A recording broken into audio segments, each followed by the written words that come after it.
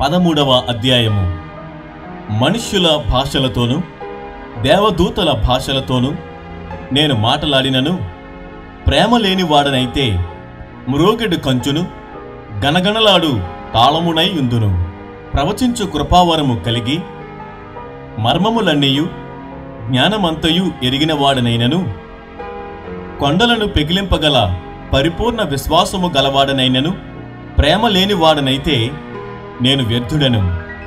బీదల పోషణ కొరకు నా ఆస్తి అంతయు ఇచ్చినను కాల్చబడుటకు నా శరీరమును అప్పగించినను ప్రేమ లేని వాడనైతే నాకు ప్రయోజనమేమీ లేదు.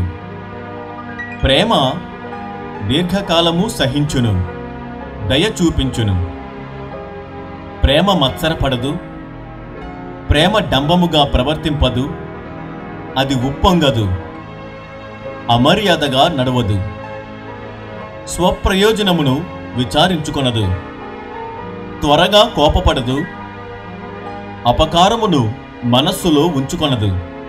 దుర్నీతి విషయమై సంతోషపడక సత్యమునందు సంతోషించును. అన్నిటికీ తాళుకొనును, అన్నిటినీ నమ్మును, అన్నిటినీ నిరీక్షించును, అన్నిటినీ ఓర్చును. ప్రేమ శాశ్వత కాలముండును.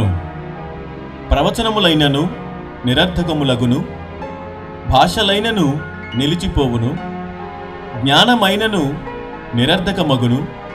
మనము కొంత మట్టుకు ఎరుగుదుము, కొంత మట్టుకు ప్రవచించుచున్నాము గాని పూర్ణమైనది వచ్చినప్పుడు పూర్ణము కానిది నిరర్థకమగును. నేను పిల్లవాడనై ఉన్నప్పుడు పిల్లవాని వలె మాటలాడి తిని, పిల్లవాని వలె తలంచి తిని, పిల్లవాని వలె యోచించి తిని. ఇప్పుడు పెద్దవాడనై పిల్లవాని చేష్టలు మానివేసి తిని.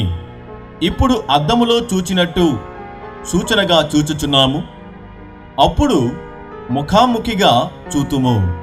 ఇప్పుడు కొంతమట్టుకే ఎరిగియున్నాను, అప్పుడు నేను పూర్తిగా ఎరుగుబడిన ప్రకారము పూర్తిగా ఎరుగుదును. కాగా విశ్వాసము, నిరీక్షణ, ప్రేమ ఈ మూడును నిలుచును. వీటిలో శ్రేష్టమైనది ప్రేమయే.